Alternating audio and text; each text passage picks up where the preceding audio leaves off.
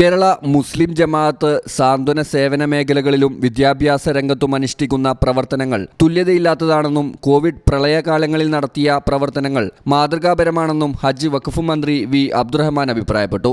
പുറമണ്ണൂർ കേരള മുസ്ലിം ജമാഅത്ത് മഹല്ല് കമ്മിറ്റി നിർമ്മിച്ച ദാറുൽ ഖൈറിന്റെ താക്കോൽദാന കർമ്മം നിർവഹിച്ചുകൊണ്ട് സംസാരിക്കുകയായിരുന്നു മന്ത്രി.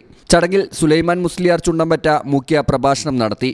ദാറുൽ ഖൈർ നിർമ്മാണ സമിതി ചെയർമാൻ ടി ഉമർ അൻവരിയുടെ അധ്യക്ഷതയിൽ SYS Valanchery zone president Sayyid Salahuddin Saqafi, Irimbiliyam ഗ്രാമപഞ്ചായത്ത് വികസനകാര്യ standing committee chairman VT Ameer, ward member Merish TP, Valanchery zone Kerala Muslim Jamaat secretary T Muhammad Ali Puramannur, SSF Valanchery division secretary Wahab Saqafi, Muhammad Aji Mankeri, PT Basheer Kodumudi, AV Naushad Saqafi, Siddique Saqafi തുടങ്ങിയവർ പ്രസംഗിച്ചു.